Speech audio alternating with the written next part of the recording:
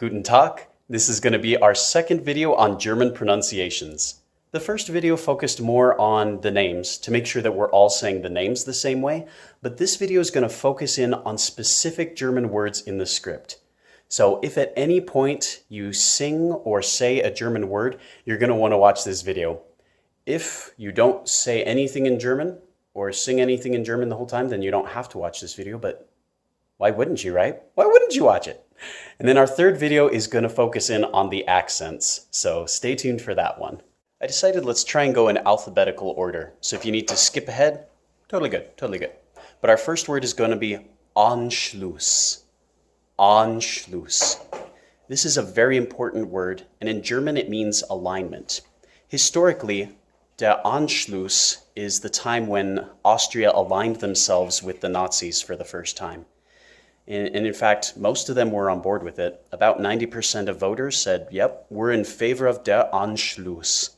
So Captain von Trapp was a really special individual that he recognized what was going on and said, oh, no, we don't want any part of this.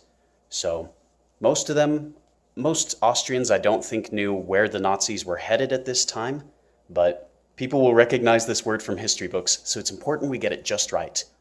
Anschluss. Nice tall A, Anschluss. This next word is one you probably have never heard. Auf Wiedersehen. Auf Wiedersehen. Yep. When you're speaking it, you want to be sure that the F is clear and voiced. Auf Wiedersehen. I understand that singing, it might be harder to line up the Fs, so maybe don't worry about that. It's sounding good in rehearsal, so. Auf Wiedersehen. Ausbruch. Ausbruch. Think of the first one like a ow. Not a huge ow, but like someone just kind of said something a little offensive. Ow. Ausbruch. And then when you have a U by itself, it makes an oo sound, like you, who, stew, you know. Ausbruch. And this word means outbreak. Then we have Bremerhaven. Bremerhaven. The first part is like a braying donkey, yeah, bray. And then it's important to know, just as W always makes a V sound, the V also makes a different sound. It makes an F sound, Hafen. Bremerhaven. The city of Bremerhaven wishes to point out that the braying donkey was not a plug for the Democratic Party. Thank you. And now a quick name I missed from last time, Christiana. Christiana. In traditional German, it's spelled with a K, even though in the script it's got a CH. Christiana. Christi Elsa. Christi Olaf. Christi Sven. Christiana. Christiana. Now the town of Elberfeld. Elberfeld. When a German word ends with a D, they usually replace it with a soft T sound. Elberfeld.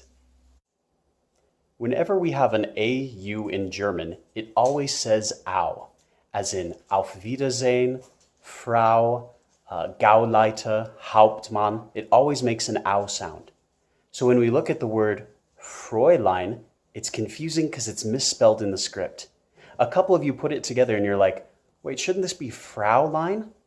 It would, except if it's spelled correctly, it has an umlaut, those two dots above the A, which make it say Fräulein, like boy, joy, toy, Fräulein. If it helps, you can write an umlaut in your script and then it looks all fancy. Just an A all dudded up with those umlauts. So, Fräulein. Moving along the au train, we have Gauleiter. Gauleiter. Hauptmann. Hauptmann. Haupt means head, and Mann means man. So Hauptmann means head man. A lot of German words are like this, where they'll really just stitch things together. Like Lederhosen. Leder means leather, and Hosen means pants. So it's just leather pants, Lederhosen. That's how the language is. So once you learn the basics, it's just stitching stuff together. Hauptmann. Then there's Hale. Hale. Everyone's doing a good job of saying this word. A rule I can point out here, though, I don't know if you're familiar with the phrase, when two vowels go walking, the first does the talking. Well, in German, it's just the opposite. When two vowels go walking, the second does the talking.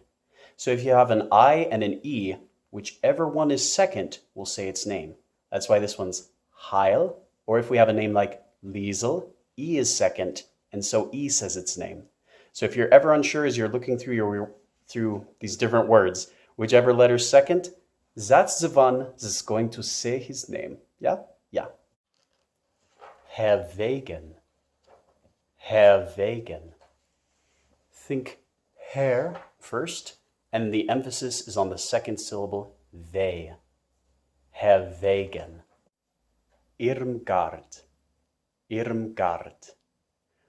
With the German R, it's often guttural, like a Wookiee. You just roll it in the back of the throat. This is very difficult, and it's also hard to hear in a theater setting. So it is appropriate in several areas in Germany to roll the R with your tongue or flip it. Irmgard.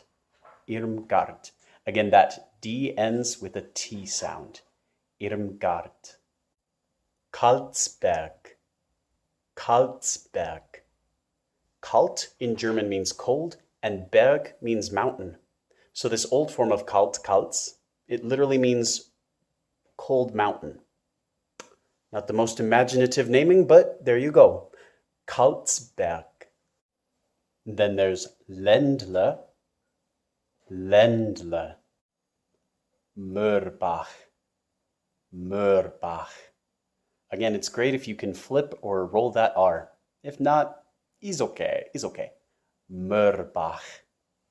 And yeah, that ending sound is that Friedrich, that voiced H, like human, hue, or huge. Mürbach.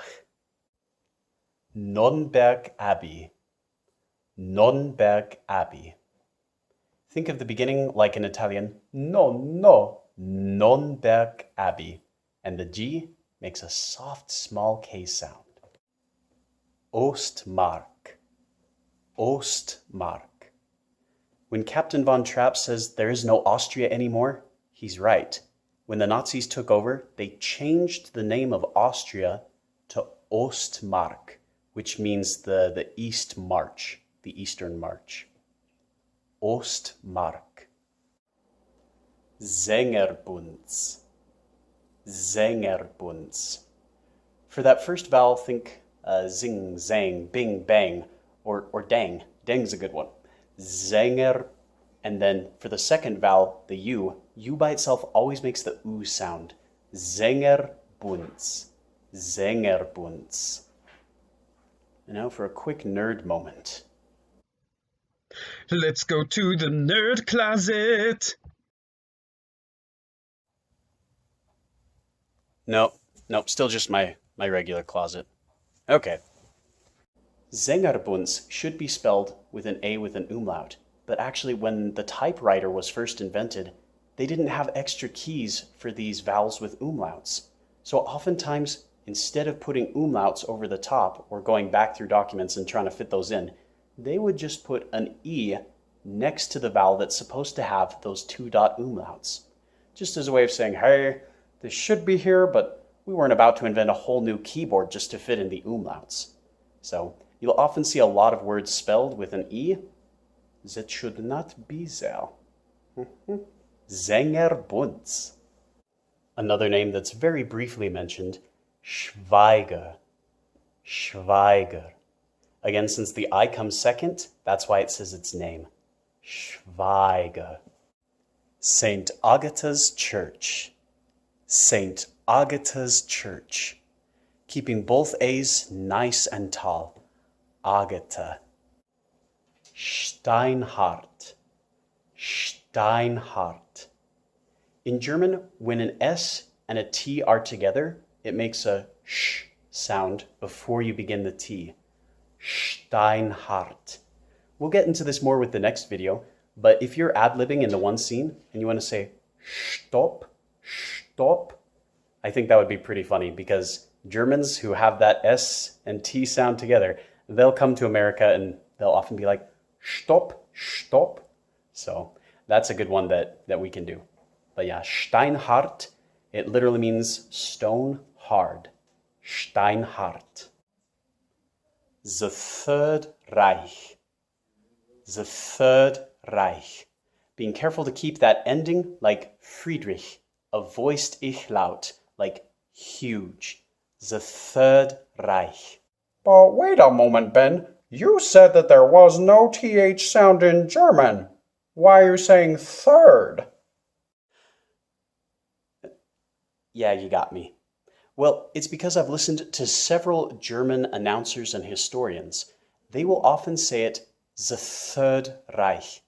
It's like they're so proud of themselves that they got this impossible TH sound correct that they can't help but show off a little and overemphasize it. The Third Reich. In 1945, the Third Reich fell. And stuff like that.